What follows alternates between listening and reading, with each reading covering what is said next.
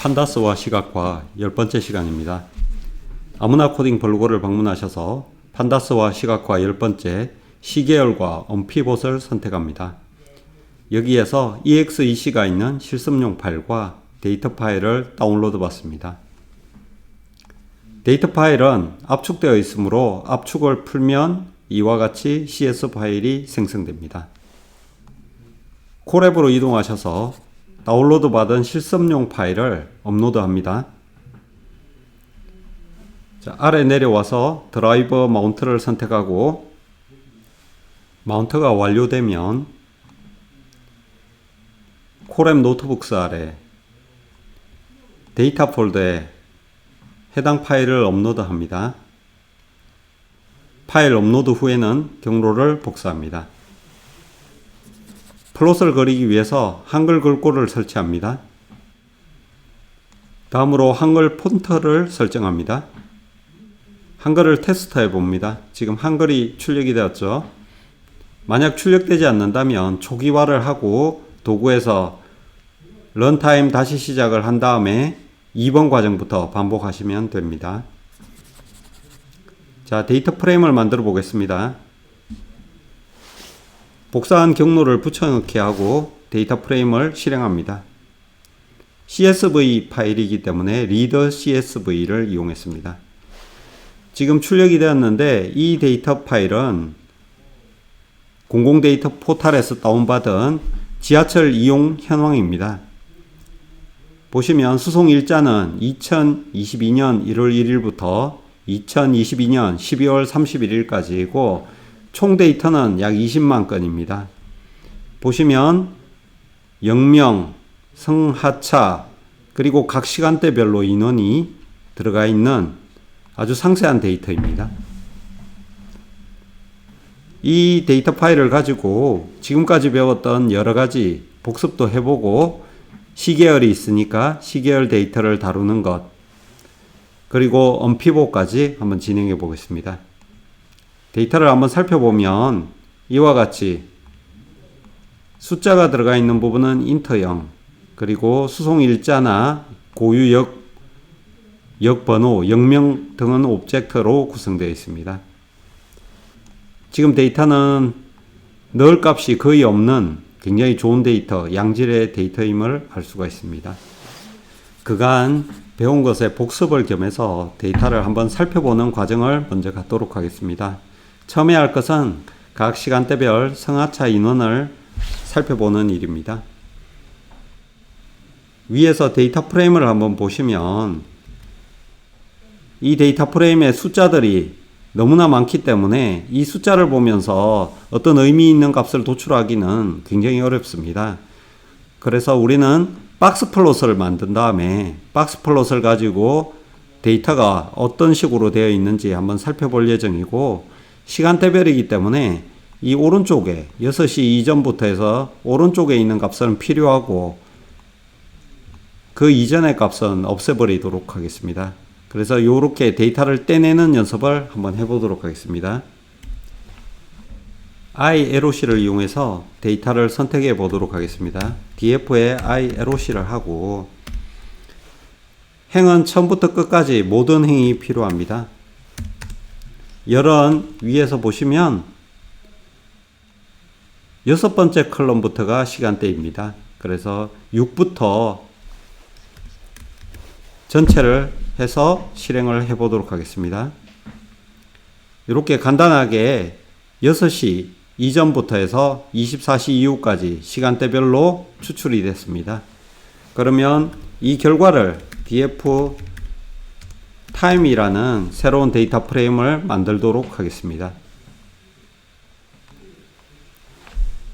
이제 이 결과 값을 플롯으로 그릴 텐데 지금 위에 있는 내용은 다크 그리드를 적용하고 사이즈를 12.6, 가로 12, 세로 6으로 지정하고 그 다음에 xtix 라벨과 ytix 라벨에 한글 폰트를 적용해 준 것입니다.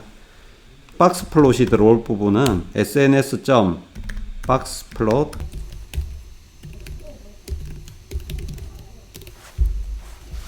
자, 위에 데이터 프레임을 정의하고 그대로 실행해 봤습니다. 자, 이와 같이 간단한 방법으로 박스 플롯이 그려졌습니다. 지금 X축에 45도의 로테이션을 줬습니다. 이렇게 45도를 주게 되면 글자가 겹치지 않게 출력되기 때문에 훨씬 더 보기가 좋습니다. 메디언 중간값들이 여기에 위치하고 있습니다. 평소에는 그냥 한 1000명 정도 수준에 머무르고 있는데 지금 어떤 날은 15,000을 넘어가는 이런 값들도 다수 존재하고 있죠. 여기에서 알 수 있는 것은 분포가 굉장히 넓다 이런 걸 알 수가 있습니다. 그리고 8에서 9시, 18에서 19시 이런 부분이 상대적으로 좀 인원이 평균적으로 많다라는 걸 볼 수가 있죠. 출근 시간과 퇴근 시간에 많다. 뭐 이런 정보들을 알 수가 있을 것입니다. 우리가 위에서 이런 표의 형태보다도 시각화를 통해서 조금 더 많은 정보를 보기 좋게 정리할 수가 있습니다.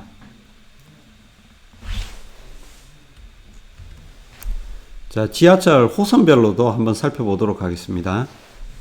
자, 지금부터 해야 될 일은 특정 호선의 시간대별 데이터를 추출하고 그 정보를 박스 플롯으로 그려보고 다시 이상치가 있는지를 한번 살펴보는 과정입니다. 먼저 특정 호선의 시간대별 데이터를 추출하기 위해서는 LOC를 사용합니다. 데이터 프레임.loc 먼저 형태를 잡아주는 것이 중요한데 특정 호선이기 때문에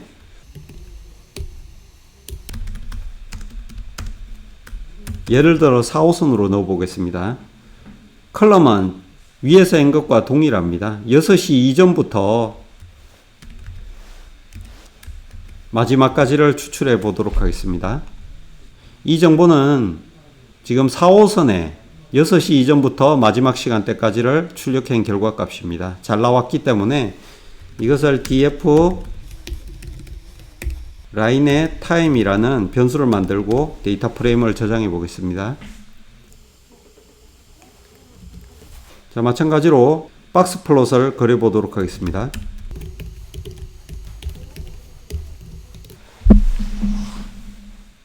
(4호선의) 시간대별 이용 현황입니다.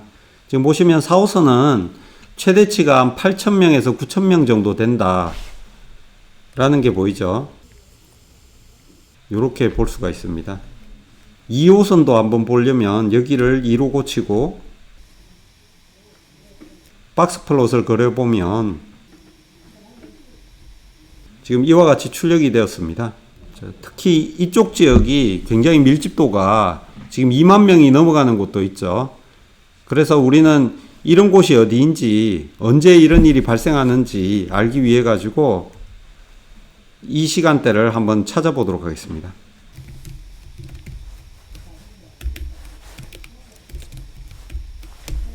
자, LOC를 이용하는데 A 조건과 B 조건, 이게 호선별과 시간대별이기 때문에 두 가지 조건을 줘가지고 이 A 조건과 B 조건이 동시에 만족하는 AND 조건을 넣었습니다. 먼저 DF 호선은 2호선이었고 지금 요거는 22에서 23시간대죠.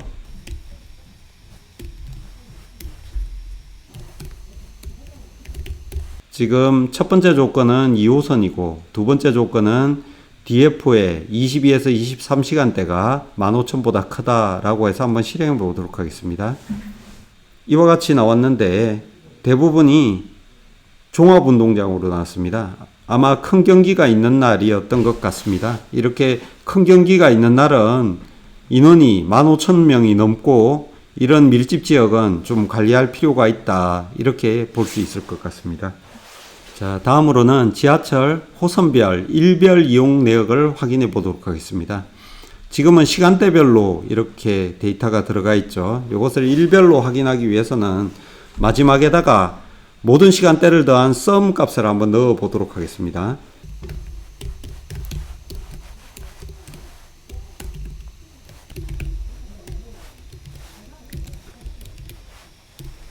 위에서 한번 했던 것과 똑같이 모든 행에 대해서 6번째 시간이 있는 칼럼까지를 sum을 해주는 겁니다. 그리고 DF를 한번 확인해 보면 이렇게 썸값이 마지막에 들어가 있죠. 모든 시간대별 성차 인원의 합계가 들어간 것입니다.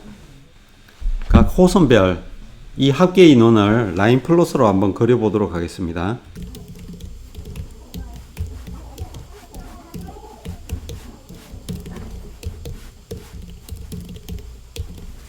자, 라인 플롯의 X값에는 수송일자, Y값에는 일별 합계값, sum, 그리고 휴에는 호선을 적용하고 데이터는 df,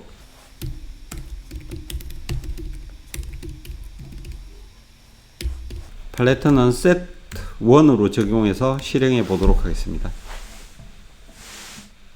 보시면 1분 25초 만에 그래프가 나왔습니다. 이렇게 호선별 시계열 데이터를 그릴 수가 있습니다.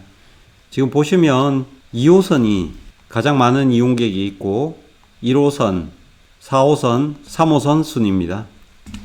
그리고 보시면 월화수목 금에서 피크를 치고 토요일과 일요일에 이용객이 줄었다가 다시 월화수목 금 올라가는 형태가 계속 반복되고 있음을 알 수가 있습니다. 자, 간단하게 데이터를 살펴보는 방법에 대해서 한번 알아봤고, 지금부터는 시계열 데이터를 다루는 방법에 대해서 알아보도록 하겠습니다. 시계열 데이터는 시간 순서에 따라 측정된 데이터를 의미하며 시간에 따라 변화하는 데이터를 관찰하는 다양한 분야에서 사용하고 있습니다. 시계열 데이터의 특징은 계절성, 추세와 같은 패턴을 가질 수 있고 시계열 데이터 간에 상관관계가 있을 수 있으며 이상치나 결적치를 찾을 때도 유용하게 활용할 수가 있습니다. 시계열 데이터를 만드는 방법은 데이터 프레임을 생성할 당시에 파라미터를 적용하는 방법이 있고 데이터 프레임을 만들고 난 후에 시계열 데이터로 변환하는 방법이 있습니다. 특히 지금 하는 방법은 시계열 데이터를 인덱스로 활용하는 방법에 대해서 알아보도록 하겠습니다.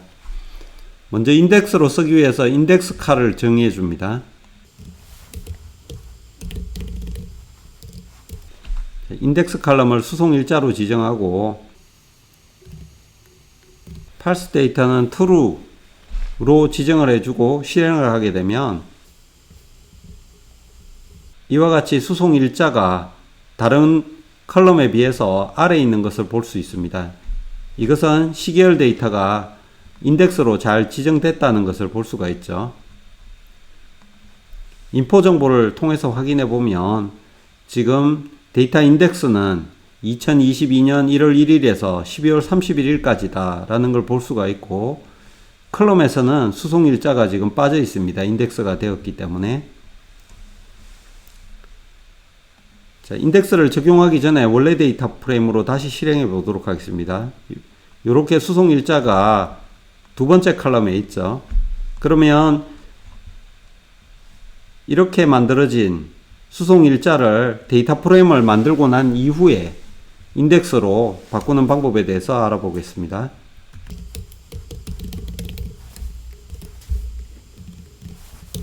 우리가 데이터 형식을 바꿀 때는 asType이라는 걸 배웠었습니다. 시계열 데이터를 만들 때는 데이터 타임을 씁니다. 데이터 타임 64를 적용하고 실행을 해주면 df.info 정보를 확인해 보겠습니다.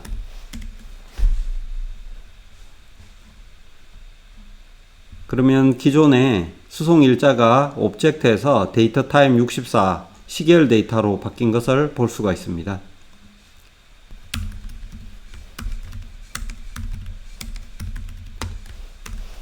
수송일자를 인덱스로 만들기 위해서는 set index를 지정해 줍니다.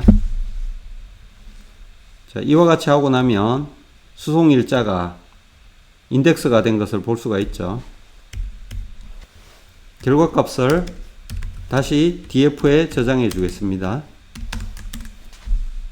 자, 이렇게 인덱스가 시계열 데이터로 지정된 것을 볼 수가 있습니다.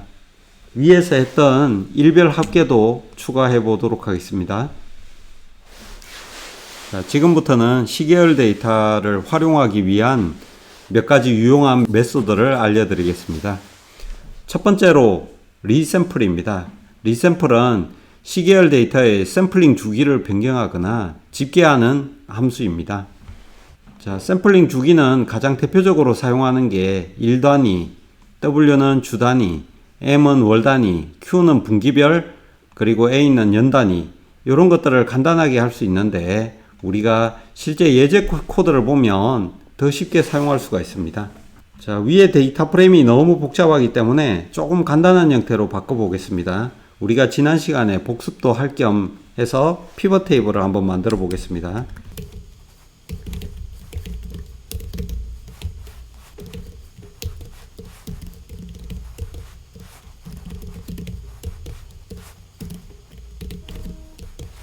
피벗 테이블에는 value, index, columns, 집계 함수 이렇게 네 가지 요소가 필수적으로 필요합니다. 우리가 이전에 했던 데이터 프레임으로 이와 같은 새로운 데이터 프레임을 만들 때 여기에 인덱스 값에는 어떤 걸 넣어야 될까, 그리고 컬럼은 어떤 게 들어와야 될까, 그리고 여기에 value는 어떤 게 들어와야 될까를 고민해야 되는 거죠. 이 인덱스는 1월 1일부터 12월 31일까지 각 호선별 1, 2, 3, 4, 5, 6, 7, 8까지 이것을 컬럼으로 넣고 value는 일별 승하차 인원을 모두 더하고 2호선에 1월 1일자 승하차 인원을 모두 더하는 이런 피벗 테이블을 만들어 보려고 합니다. 자, 그러면 values 값은 sum이 들어가야 되겠죠. index는 수송 일자가 들어가야 되는데 지금 수송 일자 컬럼이 인덱스가 되었기 때문에 df index라고 표현해 주겠습니다. columns는 호선이 들어가야 되고 agg 펑션은 일자별로 합계를 더해야 되기 때문에 sum을 넣도록 하겠습니다. 이와 같이 하고 실행하게 되면 굉장히 보기 좋은 형태의 피벗 테이블이 만들어졌습니다. 지금 요거는 호선이고 수송일자 인덱스 값이 들어갔는데 하루에 한 개씩이죠. 1월 2일자, 3일자. 이것은 1호선에 1월 1일자의 합계입니다. 2호선에 1월 1일자의 합계. 이런 식으로 굉장히 보기 좋은 피벗 테이블이 만들어졌습니다. 그러면 이 결과값을 df underbar pivot table이라는 변수를 만들고 저장하겠습니다. 자, 이걸 가지고 리샘플을 할 텐데 지금은 일자별 1월 1일, 2일, 3일 이렇게 일자별로 집계가 되어 있기 때문에 월별로 한번 집계하려면 이렇게 간단하게 m이라고 넣어주면 됩니다. 그리고 집계를 하기 때문에 월별로 집계를 하려면 평균값으로 할지 썸으로 할지 이런 집계 함수를 어떤 걸로 할지를 정의해 줘야 됩니다. 실행을 하게 되면 보시는 바와 같이 수송 일자가 일자별에서 월별로 바뀐 것을 알 수가 있습니다. 각 일자의 월별 합계가 지금 밸류 값으로 잘 들어왔습니다. 이와 같이 쉽게 월별 집계를 리샘플로 적용할 수가 있었습니다. 이 결과값을 df_pt_m이라는 변수에 저장을 하고 라인 플롯을 그려보도록 하겠습니다.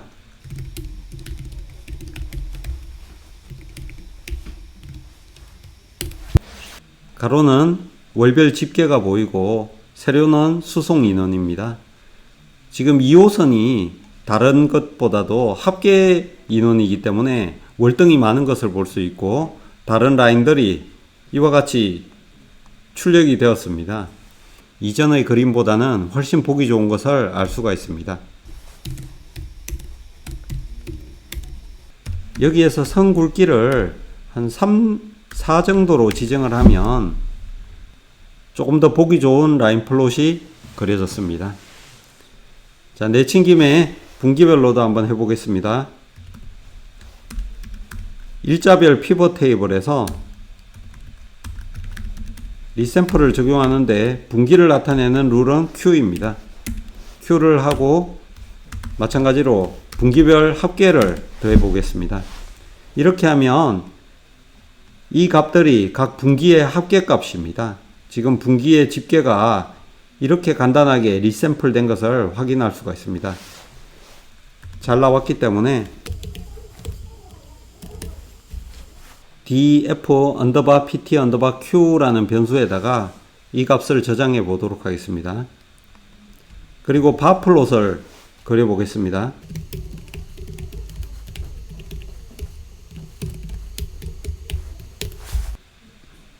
지금 플롯은 그림은 잘 그려졌는데 제가 원하던 그림은 아니었습니다. 저는 이걸 분기별로 집계를 했기 때문에 위에서 1호선의 1분기, 2분기, 3분기, 4분기, 2호선의 1분기, 2분기, 3분기, 4분기 이와 같은 변화되는 그림을 그리고 싶었는데 그냥 단순한 바플롯이 나왔습니다. 자, 우리가 이렇게 바플롯을 이용하기에는 이러한 와이드한 데이터는 부적합합니다.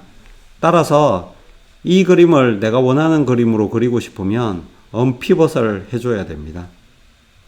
그러면 지금부터는 언피벗에 대해서 알아보도록 하겠습니다. 자, 우리가 피벗을 하는 목적은 굉장히 보기 좋은 데이터로 만들어주는 것이죠. 언피벗을 하는 목적은 보기는 좋은데 피벗된 데이터는 활용하기에 부적합합니다. 만약에 다른 피벗을 만들고자 할 때는 언피벗을 한 다음에 피벗을 해줘야 됩니다. 피벗을 하고 다시 언피벗을 하고 다시 다른 값으로 피벗을 할 수가 있습니다. 우리가 다음 시간에 배울 머지를 쓰게 되면 피벗을 하고 언피벗을 해서 머지를 한 다음에 새로운 데이터 프레임을 만들고 다시 보기 좋은 형태로 피벗을 하고 이런 절차를 통해서 데이터 프레임을 잘 다룰 수가 있습니다. 자, 언피벗을 정의하면 언피벗은 와이드 포맷, 우리가 위에서 다루던 포맷들은 대부분이 와이드 포맷입니다. 이것을 롱 포맷으로 변환하는 것이고 이런 언피벗을 하는 방법은 피벗은 피벗이나 피벗 테이블을 사용하는 데 비해 가지고 언피벗은 스택이나 멜트를 사용합니다. 오늘 배울 것은 스택을 이용하는 것이고 멜트를 이용할 수도 있습니다. 차이점은 스택을 이용하는 것은 굉장히 간단한데 리셋 인덱스도 해야 되고 컬럼도 바꿔줘야 되고 이렇게 여러 절차를 거쳐야 됩니다. 하지만 이해하기는 편하다. 그래서 오늘은 스택을 할 거고 멜터를 이용할 때는 여기에 여러 파라미터를 써줘야 됩니다. 그렇기 때문에 나중에는 편한데 처음에 배울 때는 이 스택이 더 편하다. 이렇게 이해해 주시면 되겠습니다.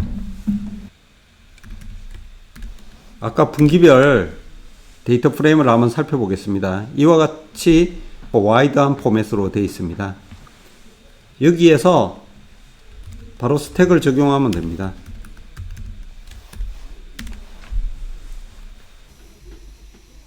이렇게 하면 이게 시리즈 형태로 되어 있어서 처음에 보기에는 조금 어려울 수가 있는데 지금 요게 인덱스 값으로 들어온 거죠.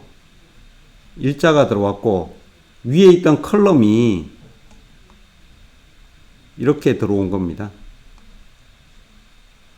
그리고 이 값들이 지금 이렇게 들어왔죠. 그래서 언피벗을 하게 되면 사실 굉장히 롱한 긴 데이터가 형성이 됩니다.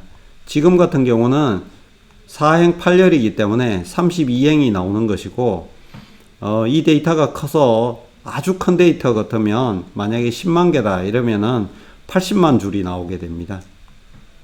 그래서 큰 데이터에서는 엑셀에서 언피벗을 쉽게 적용할 수가 없는 것이죠. 이렇게 나온 것을 각 컬럼을 이용하기 위해 가지고 리셋 인덱스를 적용해 줍니다. 이렇게 결과값이 출력되었기 때문에 이 결과값을 df_stack이라는 변수를 만들고 저장하겠습니다. 각 컬럼을 이용하기 위해서 리셋 인덱스를 해보겠습니다. 그러면 우리가 자주 보던 데이터 프레임 형식으로 변환이 되었습니다. 지금 수송 일자, 호선, 0 이렇게 되어 있죠. 이 컬럼이 자기 마음대로 들어가 있기 때문에 이 컬럼을 다시 변경을 해줘야 됩니다. 자, 이 결과값도 같은 변수에다가 저장을 해 보겠습니다. 자, 컬럼을 재정의할 때는 먼저 컬럼스로 컬럼을 봅니다. 여기에서 리스트만 떼가지고 넣고, 사실은 여기 일자지만 일자가 아니고 분기죠, 분기. 그러면 조금 더 알기 쉽게 분기라고 적고 호선이라고 적고, 마지막 컬럼은 승하차 인원 이렇게 해보겠습니다. 자, 이렇게 하고 실행을 하면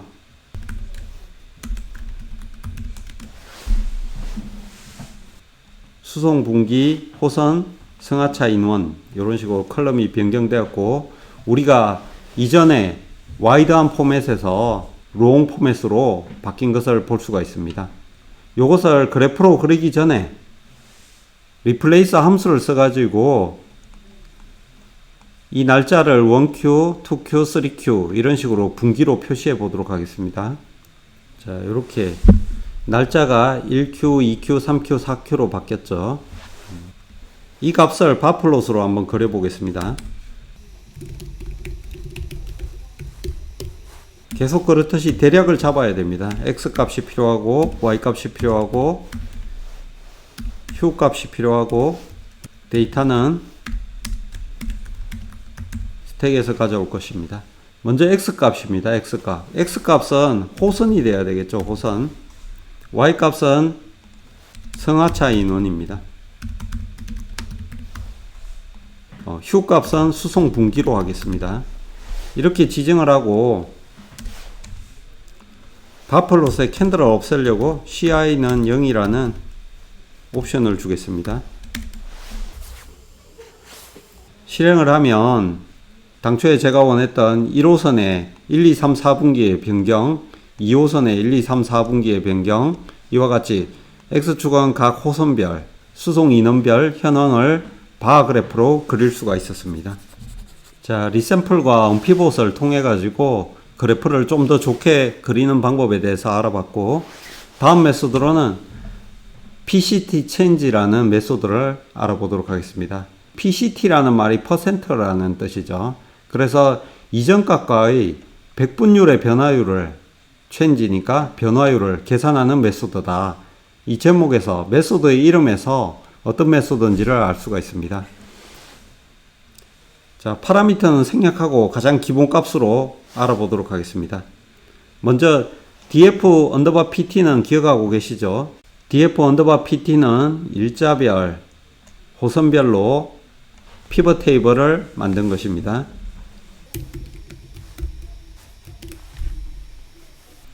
자, 여기에서 df 언더바 pt에 PCT 체인지를 적용하면 지금 1월 1일 같은 경우에는 이전에 비교할 값이 없기 때문에 이와 같이 결정치 널 값이 들어갔습니다. 1월 2일은 기존의 1월 1일과 변경했을 때 약 15% 증가했다라는 걸 보여주고 있고, 1월 3일은 1월 2일에 비해서 95% 정도 증가했다. 2호선의 경우에는 124%를 증가했다. 이런 거를 알 수 있네요. 이와 같이 데이터 프레임의 이전 값과의 퍼센트를 아주 간단하게 구할 수가 있습니다. 다음으로는 롤링 메소드에 대해서 알아보겠습니다. 롤링 메소드는 이동 통계량을 계산하는 메소드입니다. 주식을 아는 분들은 많이 사용할 텐데, 5일 평균선, 3일 평균선, 이런 값들을 구하는 것입니다. 왜 필요한가 하면 우리가 하루치 변경량은 굉장히 자주 변하는 반면에 어떤 특정 이동 통계량을 계산하면 그 추이를 보는데 훨씬 더 정확하게 볼 수 있습니다. 자, 먼저 헤더 정보를 한번 살펴보고 롤링을 적용해 보도록 하겠습니다. 윈도우는 먼저 3 정도만 지정하고 이동 통계는 썸을 넣도록 하겠습니다. 자, 이렇게 하면 윈도우가 3이기 때문에 1, 2, 3을 더한 값이 여기에 들어갑니다. 2, 3, 4를 더한 값이 여기에 들어갑니다. 1일과 2일은 3을 더할 수가 없기 때문에 넣을 값이 되었습니다. 마찬가지로 1, 2, 3을 더한 값이 여기에 들어가기 때문에 3부터가 값이 출력이 되게 됩니다. 합계 말고 미인을 적용할 수도 있습니다. 주식에서와 같이 5일 평균선을 그리고 싶으면 윈도우는 5라고 넣으면 5일 평균선이 그려집니다. 다섯 번째부터 값이 출력이 되겠죠.